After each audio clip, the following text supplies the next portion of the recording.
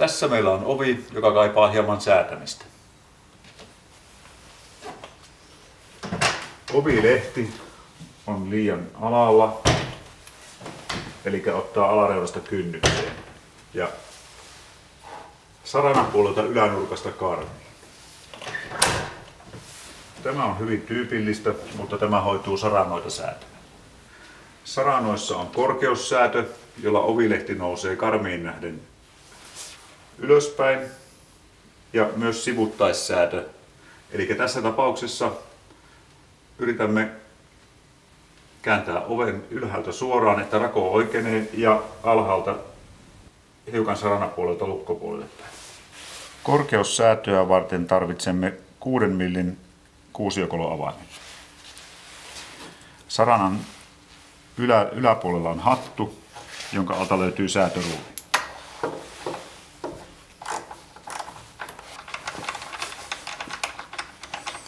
Kiristä säätöruuvia, kunnes oven yläkarmin ja ovilehden välinen rako on sopiva. Nostin tätä ovilehteä tästä keskimmäistä saranasta, mutta muistan myös kaikki muut saranat. Kiristän niistä säätöruuvia, kunnes tunnet vastuksen. Eli löysät pois muista saranoista, jotta paino on tasaisesti kaikilla saranoilla. Nyt korjaamme roikkuvan ovilehden saranoita säätämällä. Yläsarana kiristetään mahdollisimman tiukkaan ja alasaranasta säädämme ovilehteä tänne päin.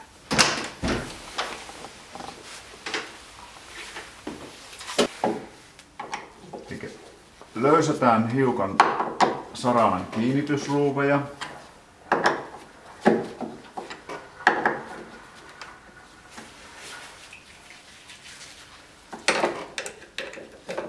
Ja säätöruuveja.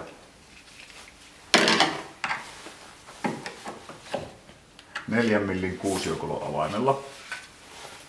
Sen jälkeen kiinnitysruuvut tiukkaan, niin tunnet kun sarana siirtyy tuonne suuntaan.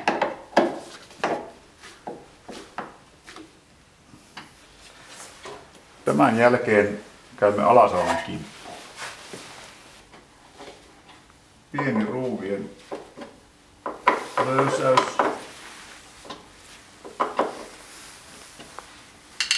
Ja säätöruuvin kiristys.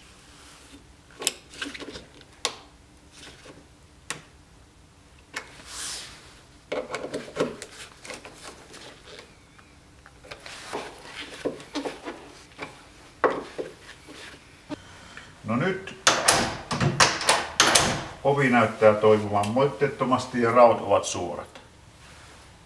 Yläraosta näkee, että ovilehti ei roiku ja myös lukkopuolen rako on suora.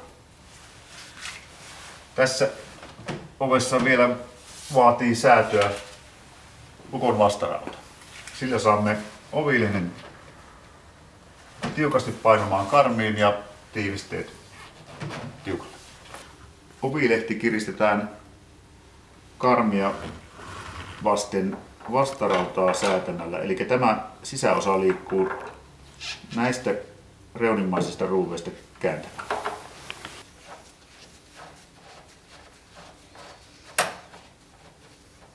Kokeile sopivaa tiukkuutta sulkemalla ovi. Eli tässä tapauksessa kiristämme vielä hieman.